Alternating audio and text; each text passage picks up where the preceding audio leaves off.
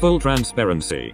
I was a somewhat hater before I got into K-pop because I used to be the most superficial person on planet Earth but pretended I wasn't. My friend, who was the one who got me into K-pop, was at the peak of her obsession and I just was like, why do you like them so much? I didn't understand. Clearly, before I got into K-pop, there were moments where I did have contact with it via my older sibling who was a second gen stan back in the day. The first K-pop song I ever heard back in the day was probably Lucifer or Nobody.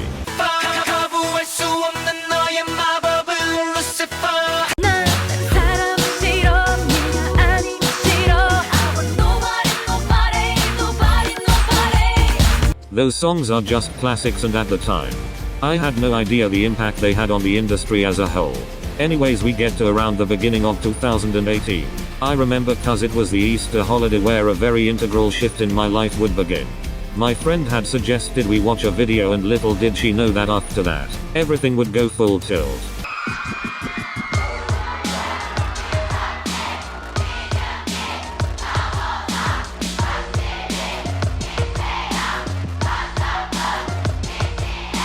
That song holds a special place in my heart not only because it is just so good musically and dance-wise, but it's the first song that just dragged me into a different universe and I was just hook, line and sinker. From there it was just a snowball effect. I was listening to almost every song BTS released. I had Serendipity on repeat. Like, I had never had such a visceral reaction to anything before and I am still not sure why I found it so intriguing. I am not complaining though.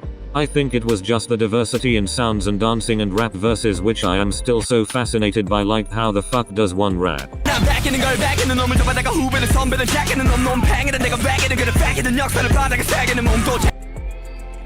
Anyways, I know it's just music or whatever, but the enjoyment that it has given me has carried through almost 4 years of a very paramount time period of my life.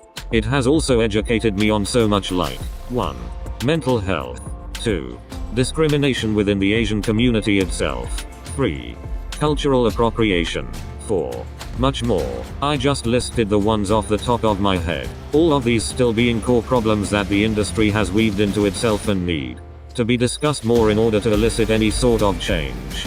Anyways, this part of the music space is really important to me and has definitely altered my existence and the world I view it in, so I just wanted to say that any groups that I have understand still hold great significance to me and I do not hate them in any way.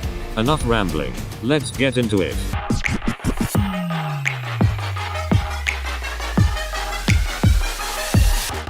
It is not much of a surprise anymore that most people's first group is BTS because of their large reach and domination of mainstream pop culture. As I said previously, it was that one mic drop video that got the cogs in my brain turning. I liked how vibrant and magnetic they were and how versatile they were in their concepts. They started off super bad boy and then had an image change for I Need You and now are releasing very uplifting and catchy, and I mean catchy, absolute earworms, I am not kidding.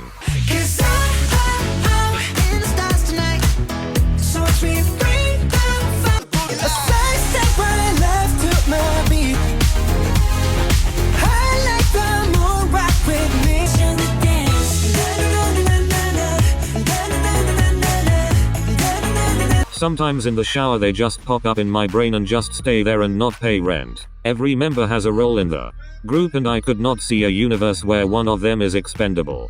J-Hope and Jimin are both extremely gifted dancers that excel in both of their realms and have had such an impact on the idols that follow them. Like J-Hope has been a dance instructor. At the time of this clip he would have been 25. That's fucking insane. Because he was so young and was able to grant his knowledge and experience to others. Jungkook still stuns me when he sings. His control and range is bone chilling.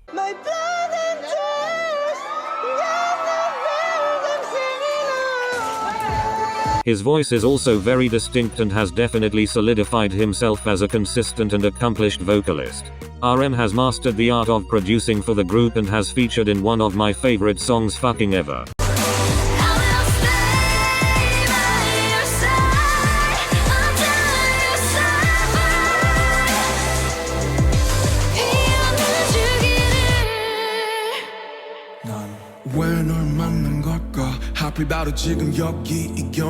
I still get chills. This song is so goddamn good.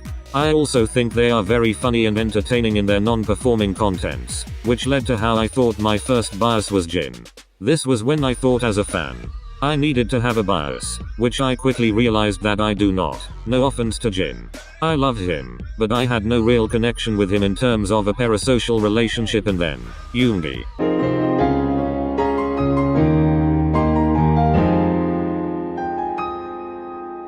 He is very special to me. He is so extremely talented and as a very classic music person, like the person that can play every instrument, sing, rap, produce. I could go on. I still watch videos of him when I am bored and he still makes me happy, which I think shows how much I still care about him. His personality is really comforting and so raw. He is very self-aware and has a very complex attitude that I feel most people aren't really familiar with unless they really invest in BTS. I started drifting away from them around mid-2018.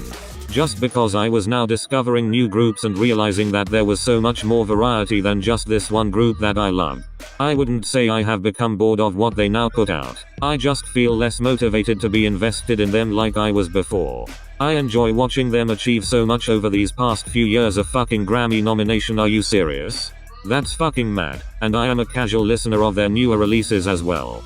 Whenever I am really depressed, I listen to their Face Yourself Japanese album from start to finish because it triggers happy memories that I associate with the songs.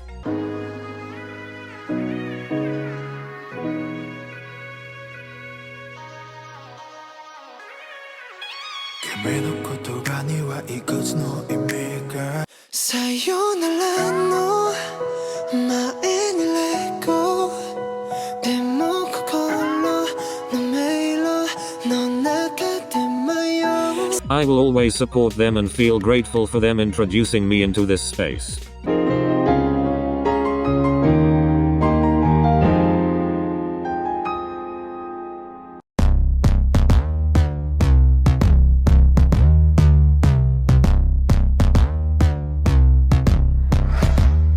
Okay, this one is going to be a lot.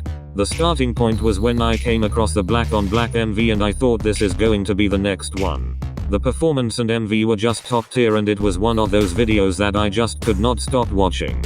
Hence, I immediately delved into the whole NCT 2018 project, which I found intriguing, so you can imagine my reaction when I found out NCT 2019 didn't happen. My alt subunit was 127 because my obsession with them peaked when Regular came out and they were touring the US. I watched every stage they did. I voted. I streamed, but at a beginner level. During this time, my taste centered around what people have called noise music.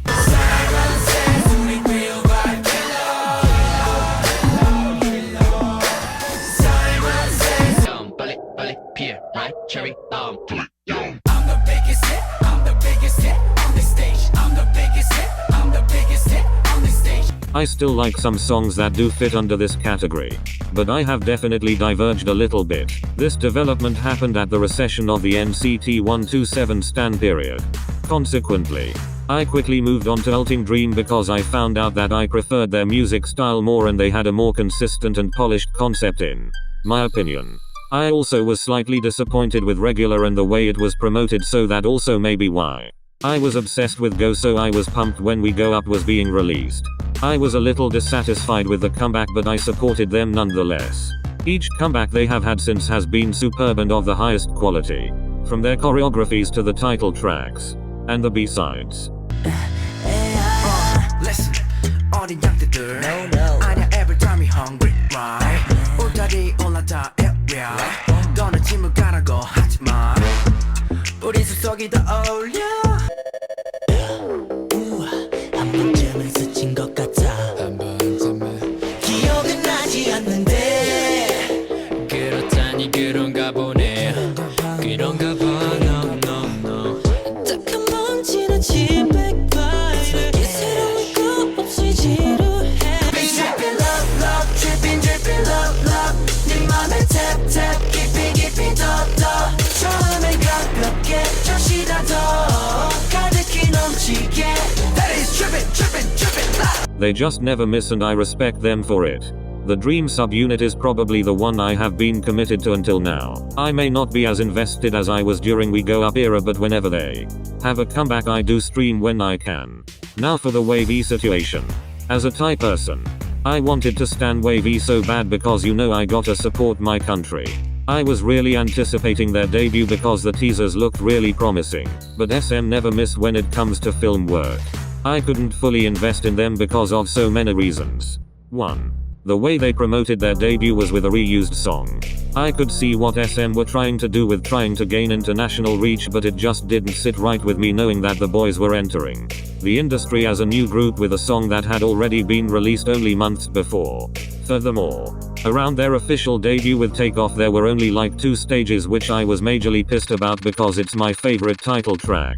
I kind of understand SM trying to distance away from the NCT brand by only promoting them in China. Politics suck and this issue is especially relevant now, but I also don't, because why didn't they just film their own stages and post them?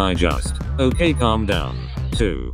Since then I felt a bit meh about their comebacks. I did really like Turn Back Time though, so my enthusiasm to continue supporting their comebacks felt forced. 3. The fact they have gone back into the overwhelming NCT system. Their comebacks are getting really scarce, not regarding the recent controversies that I will not touch on because I am not fully informed on the matter, so my attention has definitely dwindled. I do think that the Wavy members are all very talented and definitely deserve the appreciation that Dream and 127 receive, which is why I was pumped for NCT 2020. I couldn't believe that some sens were unaware that the Wavy members were, although they were MIA for like a year, part of NCT. This project met my expectations. I think there were some complications with cultural appropriation that were now synonymous with Make-A-Wish, and I was so pissed off because I loved the song. But whatever. In other news, Nectar, Misfit and Deja Vu fucking slap, holy shit. I played those songs on repeat for like a month straight after they came out, holy fuck.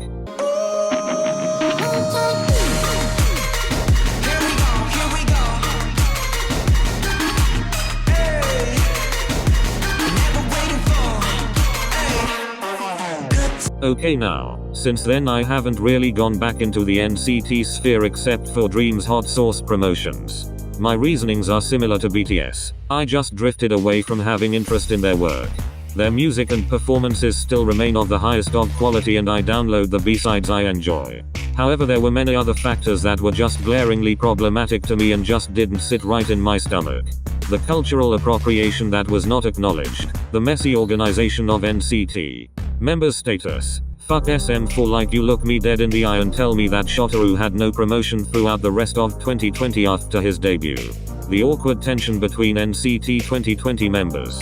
I know that is literally inevitable with that many people, but with the way the group is set up and when they interact make me look like I am watching my own family reunion. If I wanted to stan all the subunits alongside each other it would be difficult because I value the connections between members in a group. So for a big group that doesn't spend that much time together, it's hard to watch the scandals that I can't really keep up with and take in. Every group has their scandals, but because NCT are so large, the chance of them getting into controversy is higher. For me, it's just really hard to form my own judgment when I was stanning them. My Twitter TL was so overwhelming like almost every day. Twitter is still life draining now, but since I've shrunken my stan list, it's a little better.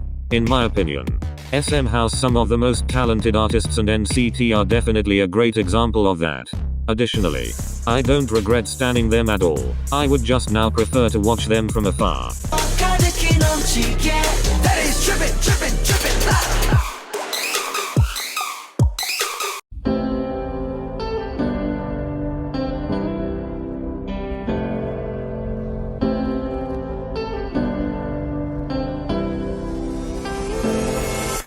Back then, I don't think I realized that this would be a monumental moment. My friend stumbled across a video and was like, oh hey, check this out, these guys are cool. Hey yo, big bro, you fucking with that? Okay, cool. That's my fucking brother right there. You dig? Dexter. Oh, wait. I was like, oh yay, they're cool as fuck, and then stumbled across codename Atties and was like, oh so these are the guys. Okay, you get the gist. I anticipated their debut and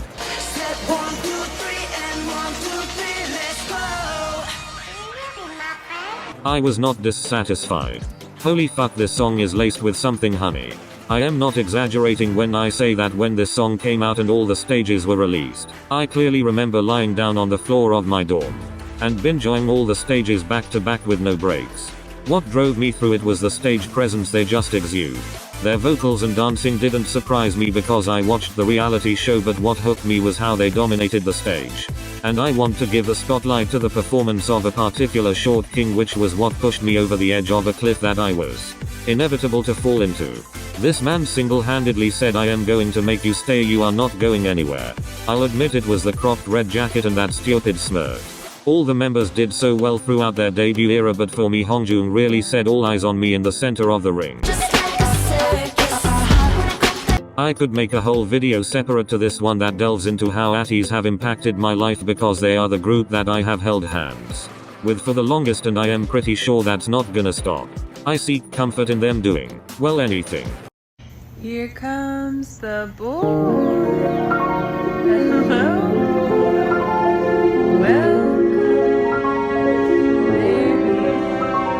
They make me laugh the hardest and cry the hardest. I guess watching them over the past 3 years is like watching a houseplant grow and feel pride when it keeps flourishing. They are the first ever group that I consistently streamed, voted and collected albums for. There have been many instances where I have burst into tears due to ATEEZ. I clearly remember when I saw ATEEZ first win trending on Twitter and just buckets. I think it was at the end of a bad day, so when I saw the notifications I just couldn't stop crying. The other most vivid memory was after their first appearance on Immortal Songs. That stage is so iconic and they did so well. I was yelling throughout the whole video, and when Jongho hit that A-flat 5, all the air just left my lungs and I started bawling hysterically. Also when Mingi came back after hiatus, but for those who did not cry then, I have to believe that you are a psychopath. I genuinely believe that I dodged seriously needing therapy by falling for them. They are the first group where I care deeply about each and every member. They are my safety net. In another universe I would probably be down in the trenches if it weren't for them providing me with a safe space. Emotional connection and nostalgia aside, everyone is so goddamn talented. Their performances always outsell because since day one they know how to make sure all eyes are on them in the center of the ring. They perform every stage like it's their last, and it's just breathtaking. And what a coincidence, their entire discography is entirely my taste. It's the perfect blend of strong beats to syntheses to rock. ATEEZ, please keep doing rock, I am on my knees. The KQ crew do everything for those boys, and that's reassuring to me because, as you will see later on, becomes a huge issue in other groups that I decided to stan. I really respect fans that stick through long hiatuses or dead scares or dumb decisions made by their shitty company. Personally, I can't even fathom doing that. Not because I don't care enough for the members, but I just need something stable that I can fall back on. Of course there have been scandals they have gotten into, but I am glad that we moved on from them without the issues being swept under the rug, and the fandom still acknowledges them. They have also apologized in ways that feel very direct and transparent, aka they feel like actual apologies with good intentions. ATEEZ just feel very real. When they are upset or content or angry or petty, they don't hide it, and to someone who is notorious for bottling up emotions, I need them there. They are just always there, and I am growing up with them. I can also tie a lot of large shifts in my personal life to moments in ATEEZ's journey, so whenever I look back at their history, I feel like I am looking back at mine as well. I know this is a lot of sentiment for a 3-year-old group, but it's been pretty hectic over here on my end. I care a lot about them.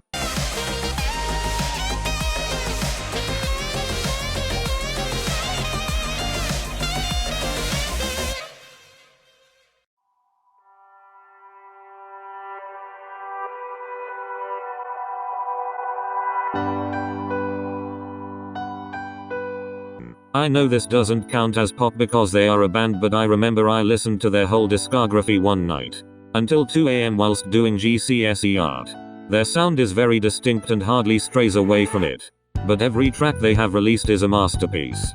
I remember being so jealous of people who got to go to their concert because I almost bought tickets, but I asked my mum and she said no. Breathing exercises, come on. When news broke of their mistreatment by their company, I was pissed, like where the fuck did all that money go? They fucking worked their asses off to tour tirelessly and didn't even get a single penny from it. I am glad they are no longer there now and they seem to be just vibing. Wonnie recently came back in 2021 with 2 singles, and they are really good. I'm so sick of shaving.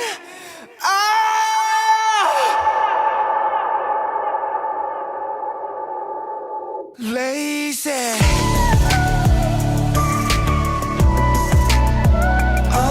Dazzling is currently in the military, so I have a feeling that they are waiting for him to finish his service before having a comeback. Fingers crossed. I am glad they are doing better now, and I wish they will continue creating what they love. Lazy.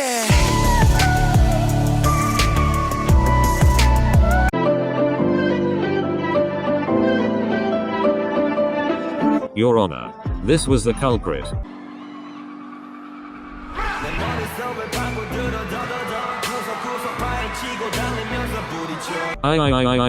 You got me feeling like a puppy. How do I condense my mindset during 17's whole set at Mama 2018? It was just pure bliss and artistry. Even as a non-fan at the time who wasn't aware of their storyline, I appreciated every aspect of their performance. Their choreography was, surprise, impeccable. The songs they cherry-picked piqued my interest in the outfits. Nice. And then, getting closer stage, oh my fuck. It got me to watch the MV, which got me writhing and screaming in my bed. That sounded suggestive. I promise that's not what I meant. The MV was so beautifully produced and shot and paced, it's infuriating. And then you could probably imagine my reaction when I found out this shit wasn't on Spotify. I then learned that it was a pre-release and it was supposed to help gain traction for the mini album, and it fucking worked. I was pumped. When You Made My Dawn came out, that was kind of the final push for me to become a carrot. I loved Home because I was in my anti-drop phase and I was just opening the door into 17's vast and flawless discography. And then their performances. 17 is a very good K-pop group. Let me elaborate. There are certain groups that I categorize as polished and basically everything that the industry wants in a group. Examples include SNSD, The Boys, Twice, Luna, iZone. I could go on. They are all groups with insane synchronization, sharp choreography, very clear concepts, cohesive costuming, a lot of members, excels in rapping, singing and dancing. You get the idea. 17 are also so funny. I remember cry laughing at them playing foot volleyball from the TTT Going 17 episode when I first got into them. You can also tell that despite having many people, they all really care about each other. They have gone through hell and back together as 13, and whenever they talk about their journey, they are always so sincere about their feelings.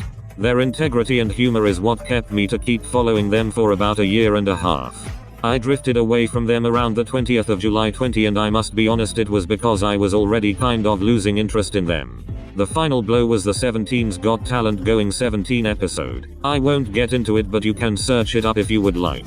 Even if this incident did not happen, I feel like I would have stopped stanning them anyways. I just couldn't wrap my head around why there was still no apology for it. I am not part of the group that this incident was victimizing. However, it just did not sit right with me to continue supporting them, especially because Wonwoo and DK were my biases, so it hurt a smidgen more. I understand that the original artist of the song has apologized and the repercussions that would have surfaced if 17 did apologize. What I don't understand is why members as open-minded and educated as them didn't see anything wrong with the lyrics they were singing. The ignorance is very much embedded into the culture, and as a Thai person, I am no stranger to that. Anyways, I am sure that they are aware of everything that went down afterwards and have hopefully learned from their actions. I still am grateful for their presence in my life because it pushed me to become close to my other carrot friends, raised my standards for performance capabilities, and made me have a whole new respect for self-producing idols. And they still just produce the most banging music. Like some of my most favorite songs ever are 17 tracks, they are just so good. My first pop album I bought was the Director's Cut album, so it was the first time that I experienced the ritual of putting a photo card in my phone case. I am in awe of their accomplishments as well, and will continue to listen from an outsider's perspective.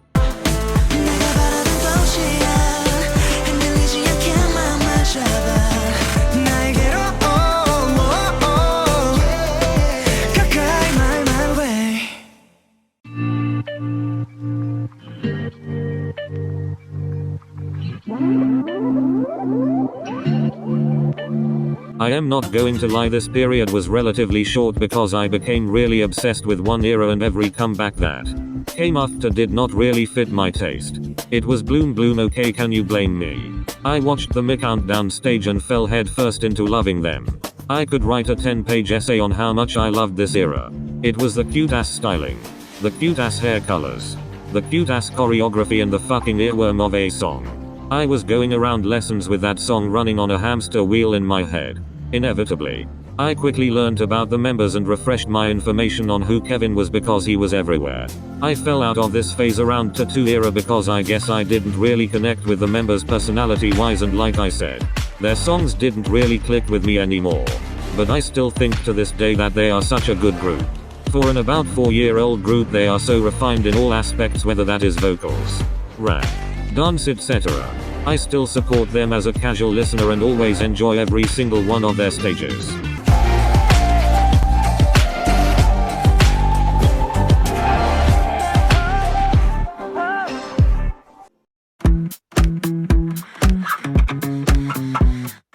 I started liking them alongside the boys because they were promoting at the same time. The 5th season was the first song that hooked me. This dreamlike release with their airy vocals and Tinkerbell dresses pulled me in like a moth to a flame. I loved these stages and the song itself, so I immediately delved into their variety content.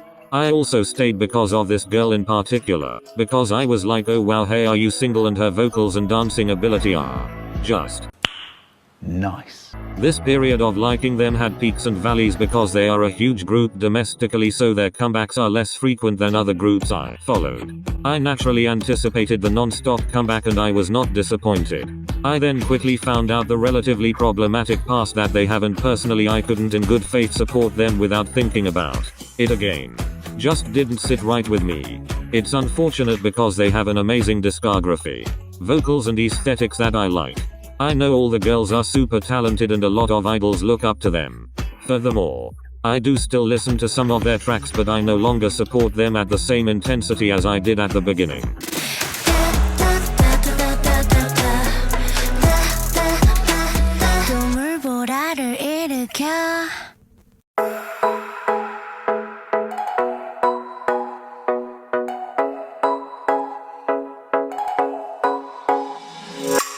So how do I start this? I made a promise to myself when I found out about the Produce series that I would never stan any of these groups, because knowing that the lifespan of their career together is only temporary broke my heart. But ignoring them when their discography is a goldmine for me was impossible. I watched their Heart Is comeback show for fun and then ended up falling for a pink-haired girl and her angelic voice. Am I too gay? Probably. Violeta was so catchy it forced me to stick with them, and 2 years later, here we are. Their music, flawless. Their dancing, flawless. Their concepts and styling, flawless. They were just such a good group and their ending just made me so sad. Anyways, I won't go on further because I want to keep this short and sweet, and also because I don't know how to articulate how much they meant to me. I will forever love them all and will continue to support their future debuts. I am excited for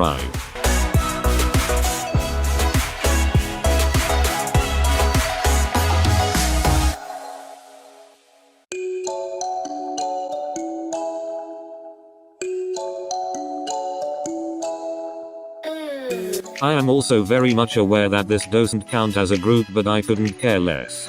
I love this woman so much and still do. Gotta Go was iconic, but I was only just dipping my toes in, so I was interested in how she would follow up that powerhouse of a song. She came out here and obliterated these hoes when she whipped that blonde hair around and that glitter lip. The narrator has just combusted and started a forest fire. She works so goddamn hard to put out the best music. She deserves all the love and praise she gets. Imagine being one of the most talented idol dancers in the industry and single-handedly keeping your entertainment company afloat. Queen shit. Anyways, after catching up with Street Woman Fighter, I can see the recognition even professional dancers have for her. Isn't that fucking crazy? What a girl boss. I very much love her and her drive and passion for her craft.